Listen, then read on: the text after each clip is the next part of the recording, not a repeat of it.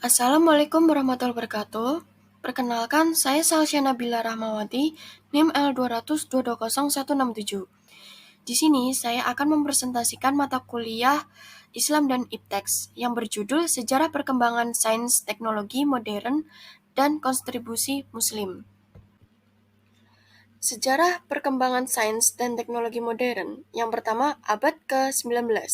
Revolusi industri, yaitu perubahan besar dalam metode produksi dan transportasi dengan penggunaan mesin uap dan perkembangan kereta api.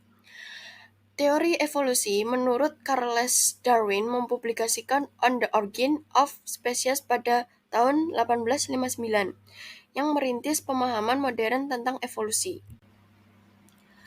Yang kedua, abad ke-20. Teori kuantum dan relativitas menurut Albert Einstein akan menyumbang pada pengembangan teori relativitas pada tahun 1905 sampai 1915 dan meletakkan dasar untuk mekanika kuantum. Yang kedua, revolusi genetika, yaitu penemuan struktur DNA oleh James Watson dan Francis Crick pada tahun 1953 akan membuka pintu untuk pemahaman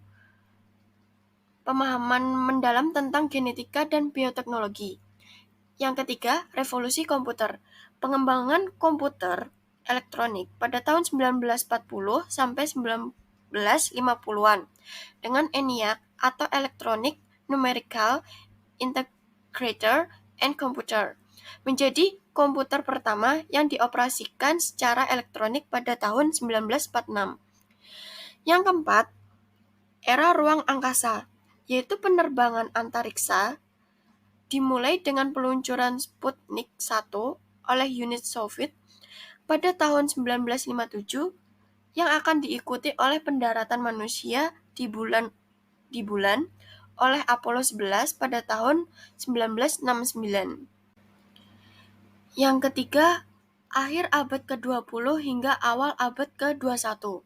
Yang pertama, revolusi teknologi informasi, yaitu perkembangan pesat dalam komputasi dan telekomunikasi dengan munculnya internet dan perkembangan perangkat seluler. Yang kedua, biologi molekuler dan genomika, yaitu pemetaan genom manusia selesai pada tahun 2003, yang akan membuka pintu untuk pemahaman lebih dalam tentang gen dan kesehatan manusia. Yang ketiga, nanoteknologi, yaitu pengembangan teknologi di tingkat nano, yang memiliki aplikasi di berbagai bidang seperti elektronika, obat-obatan, dan material. Yang terakhir, era Big Data, yaitu peningkatan dalam pengumpulan, penyimpanan, dan analisis data besar yang mendukung perkembangan kecerdasan buatan dan pembelajaran mesin. Oke, yang A, zaman Renaissance. Menurut kaum humanis, Renaissance berlangsung sejak keruntuhan Imperium Romawi. Pada zaman kegelapan di Eropa, berlangsung selama 1000 tahun. Periode yang juga disebut abad pertengahan bersifat tidak produktif, mandek, dan gelap. Ini disebabkan oleh keringnya logika dan metafisika Aristotelian. Untuk mencapai zaman baru, orang-orang di Eropa memulai untuk menggunakan teknologi. Karena setelah mengkonstruksi hukum-hukum akan membangun kapal-kapal yang lebih canggih. Sedangkan mereka memulai untuk mengeksplorasi dunia dan menemukan tanah-tanah baru. Di sepanjang perjalanan, mereka menemukan emas, Buddha, dan rempah-rempah di tanah baru agar dapat mengeksploitasi sumber dan orang-orang di tanah baru. Oke, selanjutnya, pada abad ke-15, mereka memulai untuk mendominasi dunia. Periode Krisinisi, para pemikir ilmuwan dan filosof percaya bahwa alam semesta yaitu merupakan satu organisme dan selalu terdapat kekuatan gaib yang ada di mana-mana. Kekuatan superior yang dimiliki oleh organ langit dapat mempengaruhi kekuatan inferior. Ide-ide Renaissance menjadi sebuah periode magis para excellent. Sejak itulah magis atau anti-rasionalisme untuk pertama kalinya mendapatkan status intelektual. Periode yang di dalamnya terjadi pemburuan para penyihir bukanlah serasional seperti yang biasa diperkirakan. Dan sebenarnya periode itu adalah periode anti-ilmiah.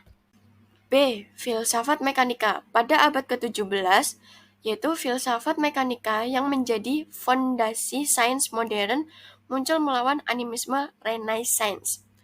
Filsafat mekanika sebagai alternatif bagi Aristotelian animisme maupun animisme mekanika sebagai alternatif pada akhirnya menjadi paradigma dominan dan mencapai puncaknya pada masa Isaac Newton.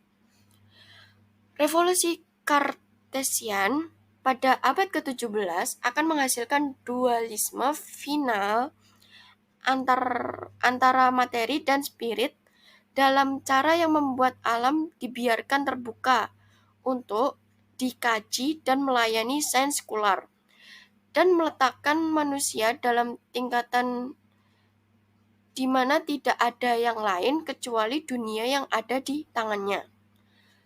Filsafat mekanika mempengaruhi revolusi ilmiah yang pada gilirannya memainkan peran penting baik pada masa pencerahan maupun revolusi Prancis. Tetapi sains mendapatkan kekuatan yang sebenarnya ketika ia mulai mempengaruhi teknologi dalam artian yang real. Oke, yang C, revolusi ilmiah. Tahapan revolusi ilmiah dimulai dengan usaha membangun sains baru oleh beberapa ilmuwan barat. Dalam bidang astronomi, Copernicus, Tycho Brahe, dan Kepler akan merumuskan dan meletakkan dasar sains astronomi modern. Copernicus artinya adalah mematematisasi sistem heliosentris, tetapi ia masih memakai model Ptolemaic, seperti epicycle on the French, yang artinya poros lingkar kecil benda langit berorbit di garis lingkar besar bumi. Ada excentrica yang artinya keganjilan, dan epicycles over epicycles yang artinya itu pergerakan dalam garis lingkar kecil. Yang terakhir, Tycho Brahe, yaitu mengumpulkan data yang akurat selama lebih dan 20 tahun dengan bantuan instrumen-instrumen besar dan banyak asisten untuk dapat memecahkan masalah-masalah astronomi teoritis dan praktis secara sekaligus. Sekian dan terima kasih. Wassalamualaikum warahmatullahi wabarakatuh.